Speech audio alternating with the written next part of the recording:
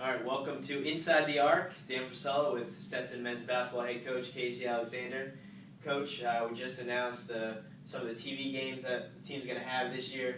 Why don't you start by talking a little bit about what that means to the team and the program? Well, it's great exposure, obviously, for our basketball team, and it's great for Stetson. You know, anytime we can reach a new audience or be more visible to people that care, it's going to benefit us in a big way. And so, anytime as a player, you get a chance to be on TV, then that's what they all grow up dreaming about doing. So it's a fun experience for them too. Does it add to the excitement of those games specifically? It does on the front end. Because you get to call the people that you care about the most and say, "Hey, watch us on TV." I think once you get into the routine of the game, starting with warm-ups, and you literally totally forget about the fact that it's on TV. And but it's still fun. It still makes the atmosphere better on most occasions, and it's just good overall. Two of those games are going to be the CSS Friday night game of the week. Both of the Stetson games are against FGCU, both there and here. Talk about maybe the type of rivalry that Stetson does have in your short time here with FGCU. Well, I think it's evolving.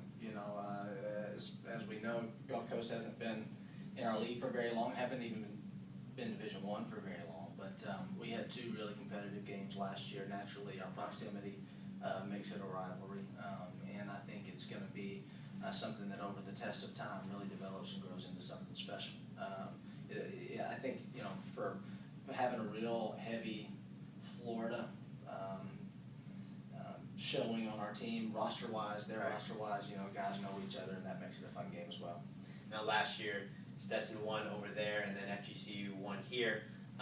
Obviously, you're going to want to turn the tables and try and win both of them, but they'll both be on TV. And now, you guys have been continuing on with the skill and training sessions this fall.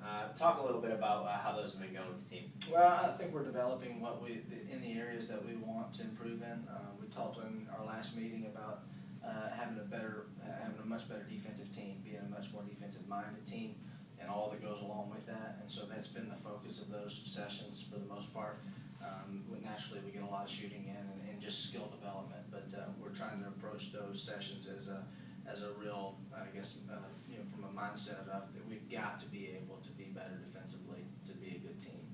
And so it's been a heavy dose of that to this point. It's changed a little bit. As you know, the calendar changes in September 15th, where you can have everybody together at the same time. And so you're still limited to the 2 hours a week, but having everybody on the floor at once allows you some flexibility, how you want to do drills, what you want to accomplish. And so we feel pleased, but again, we haven't faced any adversity.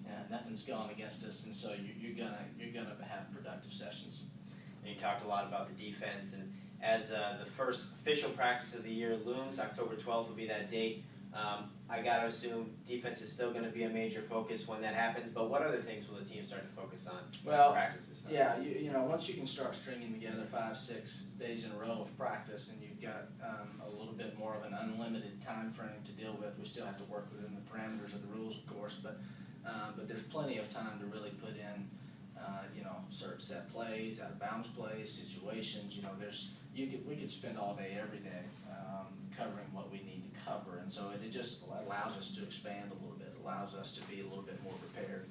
And when you walk into your first game, it's not a process where you want to have everything in by Christmas or by conference play. You want to have everything in by the first time you play, and so it really packs a lot of necessary time into getting ready for that. And that is coming up close, quicker than we might think, at Miami. That game will be on ESPN3, so stay tuned.